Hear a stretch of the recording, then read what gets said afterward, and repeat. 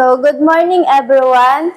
Good morning, teacher. Bago po tayo magsimula, magsitayo muna po tayong lahat para sa panalangin. Kay Mary Ansape, please lead the prayer. Classmates, are you ready to pray? Yes, we are. Now let us pray. In the name of the Father, and of the Son, and of the Holy Spirit. Amen. Praise the name of our Lord Jesus Christ, Now and forever. Amen. In the name of the Father, and of the Son, and of the Holy Spirit. Amen. Good morning, ma'am. bago po tayo magsiupo, meron po tayong activity muna. Yung maghanap po kayo ng pair ninyo. Tapos, maglalaro muna tayo. Nakakuha na po kayo ng ka-pair niyo? Yes, po.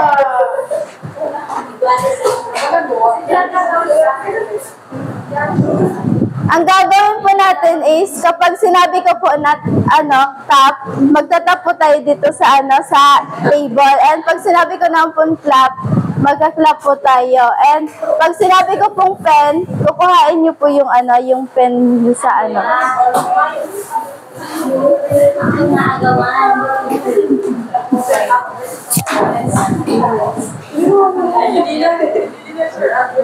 Okay na po? Nakakuha na po kayo ng ka-pair niyo? Yes! Okay, magsimula po tayo. Tap. Clap. Clap. Clap. Clap.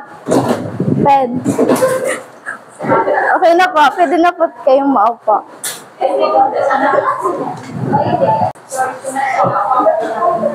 So, ang topic po natin ngayon is about providing safe and nurturing care for young children. So, sa inyong palagay, ano ba ang alam nyo tungkol sa providing safe and nurturing care for young children? Rachel.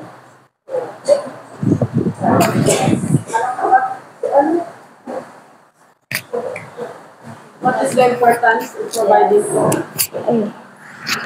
Siyempre, as an adult, it is really imperative na mag-provide kita ng safe and nurturing care sa young children. Kasi kita, sa teacher ba, kita ang ma-nurture. So, dadarunin sa pagkagurang itong mga tutugdo ta sa mga aki. Kaya kita as an adult, dapat maging maging aware kita sa kung ano man ang sinasabi dita or action ta. Kasi aron tabaga na ang mga ake, matibay sila sa pag-imitate, di ba? So, yan. Thank you, Rachel. So, bago ang lahat, ito po yung ating learning objectives. At the end of this lesson, you will be able to define what safe and nurturing care for young children, identify the key components of safe care for young children, and apply nurturing care techniques to support a child's emotional well-being. So, introduction. Safe and nurturing care means creating an environment where children feel safe, loved, and supported. So, pag sinabi po natin na safe and nurturing care, we need to create an environment na kung saan mapuposter yung inclusivity ng mga bata. And dun sa environment na yon, kailangan ma-feel nila yung love and safe, and also support natin sila sa mga bagay na alam natin na ay kakabuti nila. So, why is it important? Bakit nga ba mahalaga yung pagpo-provide ng safe and nurturing care sa mga bata? Priya.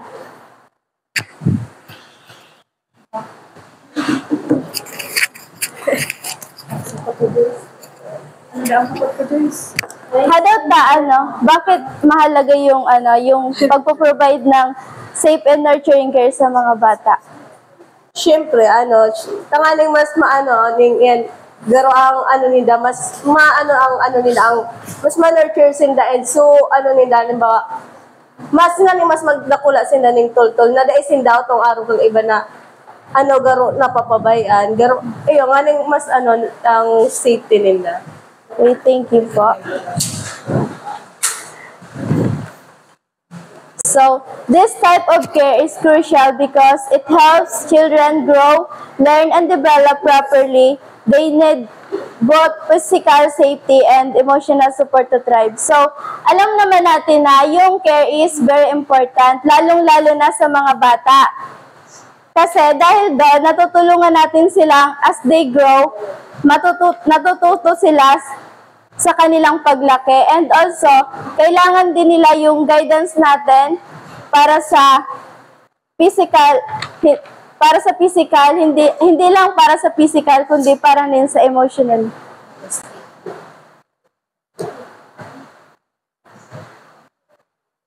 So, what does safe care mean?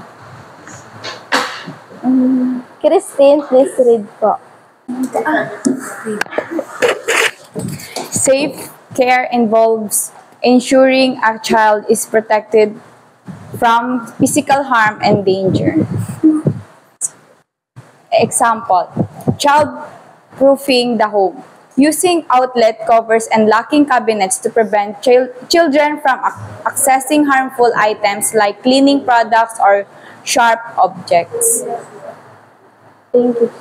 So, pag sinabi naman po na safe care, ito po yung kailangan nating ma-ensure yung kaligtasan ng mga bata para protektahan sila dun sa mga physical harm and danger na pwedeng na di inaasahan na pwedeng mangyari sa kanila. Katulad na lang po ng example dito is kailangan nating lagyan ng mga cover yung mga outlets ng mga saksakan para di sila ma-aksidente o ng aksidente. Kasi alam naman natin na yung mga bata is very makukulit, kaya kailangan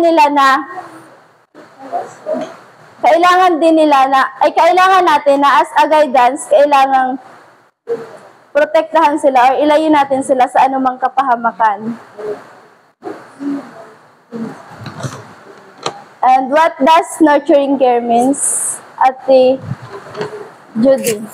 Ate Judy po. Please read po.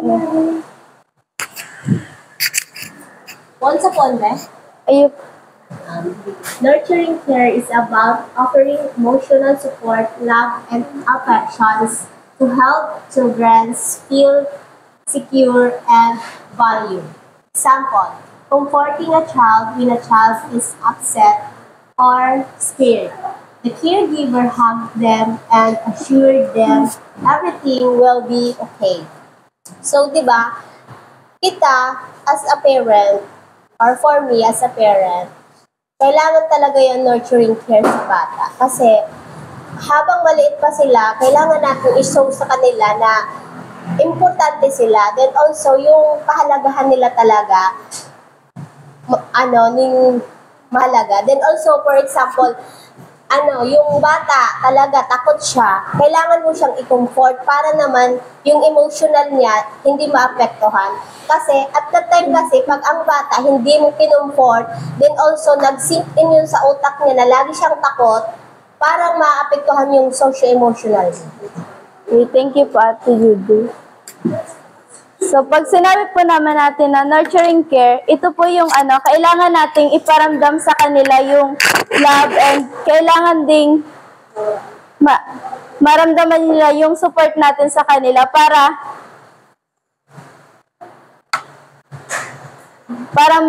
maano yung sa kanilang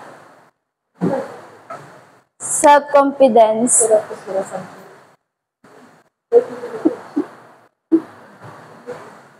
So let's come to key components of safe and nurturing care. Ate Julina Berha, please read po and explain.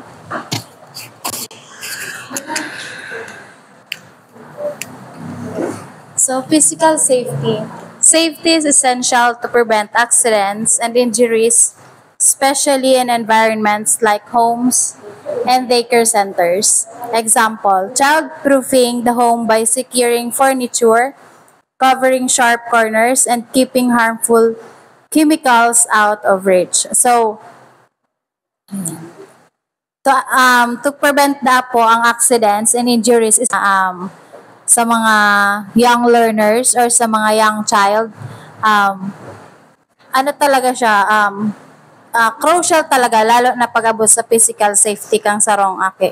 Not just sa mga ano lang, sa mga furniture, sa ano din, sa ano din ninda, sa itong physical safety talaga ninda when it comes to outside the environment. So, yun.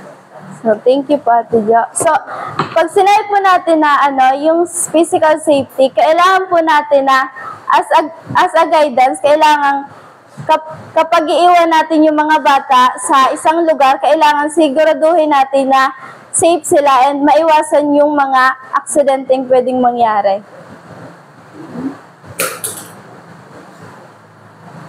Next is health and hygiene. Ate Mary Ann, please read po. Health and hygiene. Healthy habits prevent illness and keep children in good physical condition to grow and explore. Example, encouraging children to wash their hands before meals and ensuring they get regular checkups.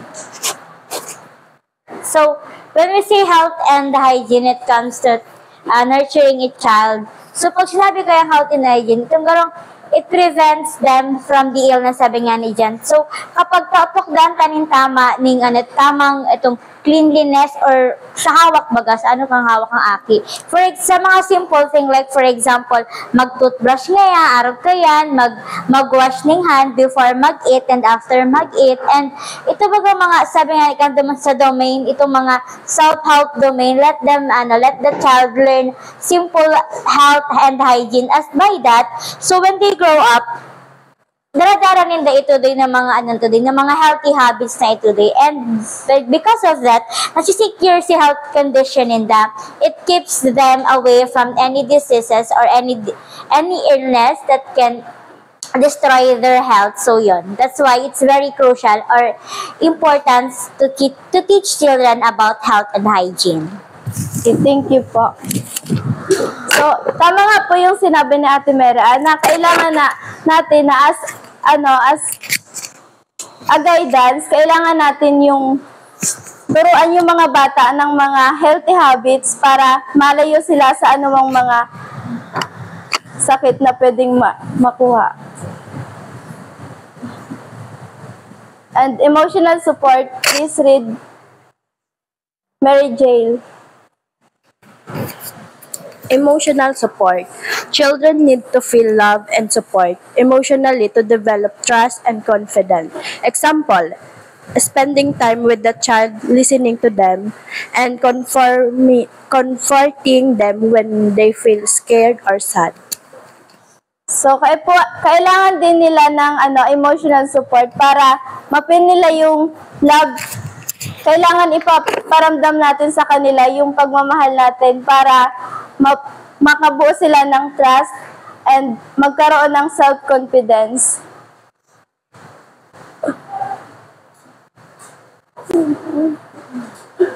So ngayon po, magkakaroon po tayo ng activity. Group yourself into two. Ay, okay na po yun. Hindi na po yung group 1 and group 2. Okay. Ngayon po, kailangan i-identify ninyo yung mga physical ay potential safety hazard in child's environment. Dito sa picture na bibigay ko sa inyo. And hanapin nyo yung sagot dito sa sa back, ay sa envelope.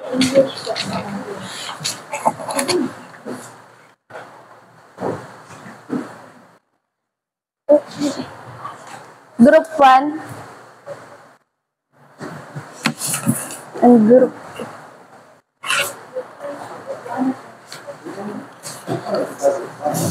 Ito po yung group 1. Sumay na. Sumay lang, eh. Alat, dudukot nito yun. Ay, sumay na. Tama yung ano. Iba ka arito. Hindi ka nagsabi. Nakagad nila kami. Tapos sa group 2 po, bigyan.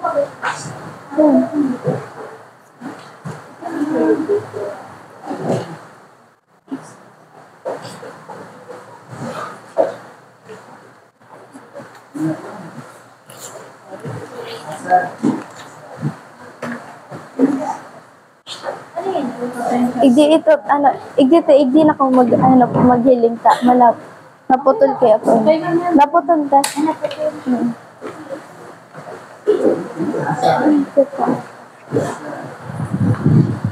Digdinin do, idudukot ang Ay, dyan?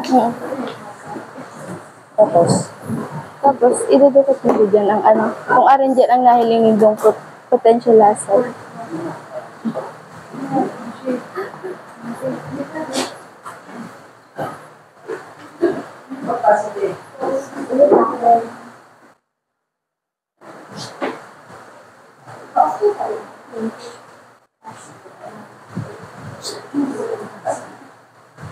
Yan sa ang ano ka?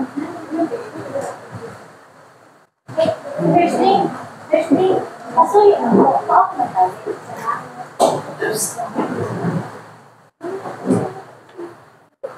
Paragraph na ito. Paragraph na ito. Sentence na. Digdi na sa ano? Araw ko. Tapos, Dahil, pipilian yung do dyan. Yung pero pipilian yung do dyan kung arin dyan ang ano. Pinaka-ano marayo. So, nahiling yung do dyan na pwede nasag ka.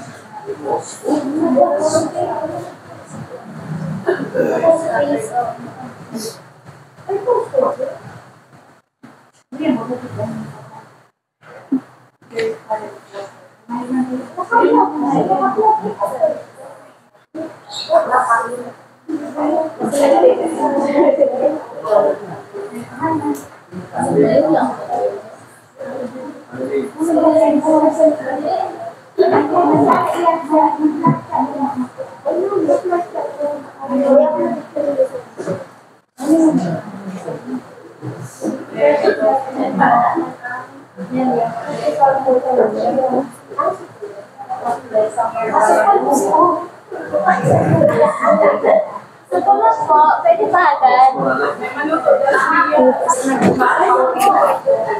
Tapos na po. Opo. Ipasa na po dito sa unahan.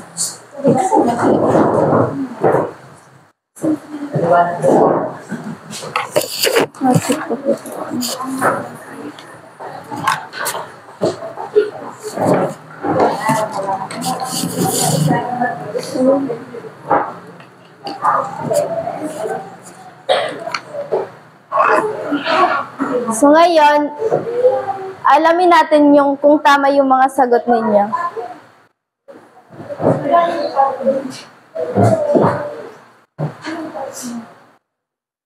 Sa tingin nyo ba tama yung yung sagot na nilagay ninyo dito sa sa bond paper?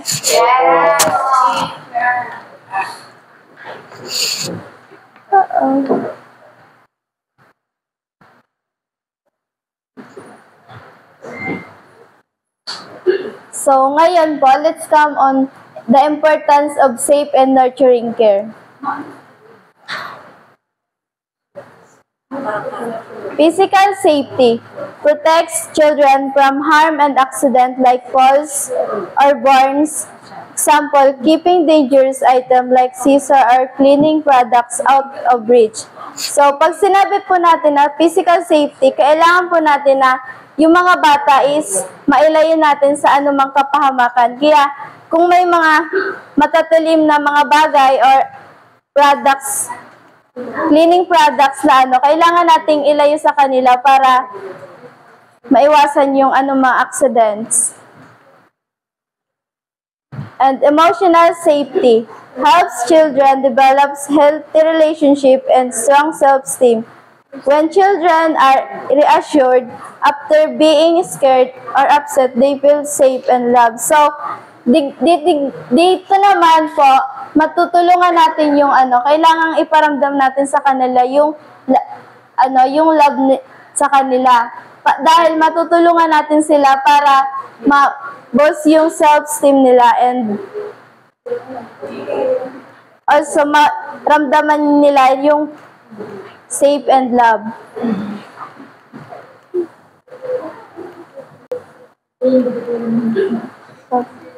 Support healthy development. Encourages the child to explore and learn in a secure, loving environment. Example, giving children opportunities to learn through play while keeping themselves safe. So, kailangan naman natin na yung mga bata is mag-explore para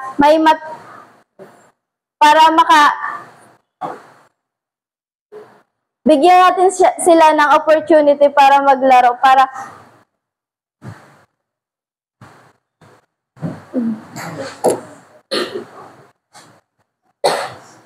makisalamuha sa kanilang peers.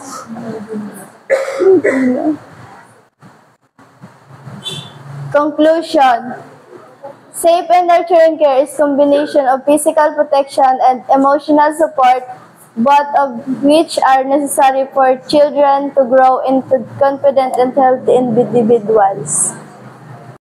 And that's all. Thank you po.